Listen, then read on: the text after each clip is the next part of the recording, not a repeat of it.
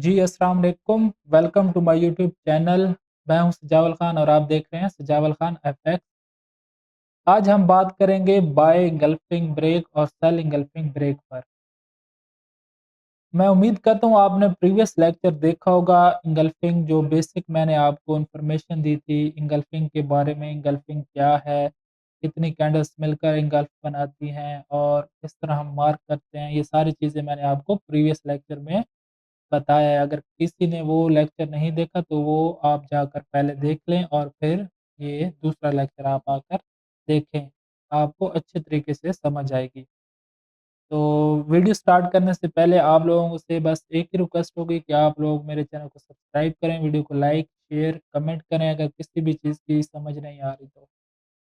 बाकी स्टार्ट करते हैं वीडियो को। आज का टॉपिक बाय एंगल्फिंग ब्रेक और सेल एंगल्फिंग ब्रेक। अच्छा, मैं आपको पहले इसी तरह समझाता हूँ, ठीक है? ड्राइंग बनाकर फिर हम लाइव चार्ट पर भी देखेंगे कि बाय ब्रेक किस तरह होती है, सेल ब्रेक किस तरह होती है, ठीक है? तो मार्केट यहाँ से फॉर एग्ज़ाम्पल इस तरह बाय जा रही है, ठीक है?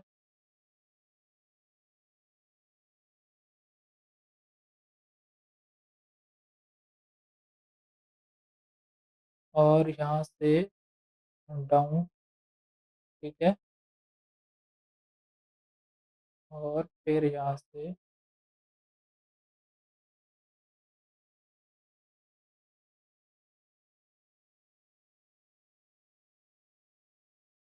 और यहाँ से ये हमारी क्या बन गई है? ये हमारी बन गई है एक एंगल्फिंग, ठीक है?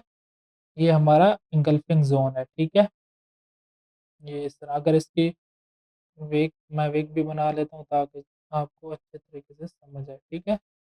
तो हम इसे इस तरह से वेग टू वेग मार्क करेंगे, ठीक है? अब ये हमारे लिए एक ज़ोन है, ठीक है? मार्केट आती है यहाँ पर, ये रेड इस तरह से, ठीक है? और इसको इस तरह से ब्रेक कर देती है, ठीक है? तो अब ये जो इसके नीचे अगर क्लोजिंग होगी ना, इसके नीचे जो रेड कैंडल जो इंगल्फ कैंडल होगी बाय के लिए, अगर इसके नीचे क्लोज़ हो गई तो फिर ये ब्रेक हो जाएगी और हम इसे कहेंगे बाय ब्रेक, ठीक है? या बाय इंगल्फिंग ब्रेक, ठीक है? अगर इसके नीचे इस तरह से विग आ जाती है तो हम इसे फिर ब्रेक नहीं मानेंगे, ठीक है? अगर इस तरह से विग आती है तो। इसके नीचे बॉडी क्लोज़ होनी चाहिए, ठीक है? बॉडी अगर क्लोज़ हो गई है और मार्केट इस तरह से फिर यहाँ पर नीचे आती है मज़ीद, ठीक है? इसको मैं इस तरह कर देता हूँ, ठीक है? और दोबारा यहाँ से जब जाएगी इस ज़ोन में तो फिर हम इसे ट्रेड करेंगे, ठीक है? इस तरह से, ठीक है? ये फ़ौरन भी इसे टैप कर सकती है, ठीक है? फ़ौरन टैप इस तरह से विग लगाकर नीचे क्लोज़ कर सकती है, ठीक है? वो मैं आपको बाद में बताऊँगा कि इसको ट्रेड कैसे करनी है, ठीक है? ये फ़ौरन ट्रेड करनी होती है या बाद में ट्रेड करनी है, कौन-सी कन्फर्मेशन लेनी है, ये सारी चीज़ें मैं आगे आपको स्टेप बाय स्टेप लेक्चर्स में समझाऊँगा, बताऊँगा, ठीक है? अभी आप सिंपल समझें कि एक बाय एंगल्फ यहाँ पर बनी है और मार्केट ने उसे ब्रेक कर दिया, ठीक है? वहाँ से रिस्पॉन्स दिया या नहीं दिया, ठीक है? वो बाद की बात है, कोई देती है या नहीं देती, वो अलग टॉपिक है, ठीक है? हम सिंपल अभी समझ रहे हैं कि एंगल्फिंग जो ब्रेक है, वो किस तरह होती है, ठीक है? अगर ये ब्रेक हो गई तो अब ये किसके लिए ज़ोन, पहले ये बाय के लिए ज़ोन था ना, अब ये ज़ोन बन जाएगा सेल के लिए, ठीक है? तो ये सेल एंगल्फ होगी, ठीक है? सॉरी, बाय ब्रेक एंगल्फिंग बन जाएगी और सेल के लिए फिर हम इसे यूज़ करेंगे, ठीक है? ये सिंपल बाय एंगल्फिंग ब्रेक हो गई, ठीक है? इसी तरह सेल की भी मैं आपको बनाकर दिखाता हूँ ताकि वो भी आपको अच्छे से समझ आ जाए, ठीक है? फॉर एग्ज़ाम्पल यहाँ से मार्केट नीचे डाउन आ रही है, ठीक है? और यहाँ पर इस तरह से मार्केट एक पुल बैक लेती है, ठीक है? और फिर यहाँ से डाउन आती है, ठीक है? और फिर दोबारा यहाँ से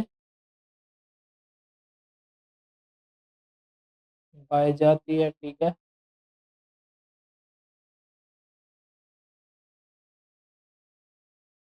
ये हम ज़ोन भी मार्क कर लेते हैं ताकि हमें आसानी हो। ये अब सेल के लिए ज़ोन है, ठीक है? जब ये ब्रेक होगा तो फिर हम इसे इस तरह से, जब ये ब्रेक होगा तो हम इसे बाय के लिए यूज़ करेंगे, ठीक है? इस तरह से फिर मार्केट बाय जाएगी और फिर दोबारा जब इस ज़ोन में आएगी तो हम इसे देखेंगे कि ये क्या रिस्पॉन्स देती है या यहाँ से ट्रेड कैसे करनी है, ठीक है? आई होप आप लोगों को समझ आ गई होगी कि बाय ब्रेक और सेल ब्रेक किस तरह नज़र आते हैं। अभी मैं आपको लाइव चार्ट पर दिखाता हूँ। ये काफ़ी इम्पोर्टेंट है, ठीक है? बाय ब्रेक और सेल ब्रेक, ठीक है? यहाँ पर मैं आपको सिंपल दिखाता हूँ कि ताकि आपको समझ आ जाए। ये आप देख रहे हैं, ये एक इंगल्फ थी, ठीक है?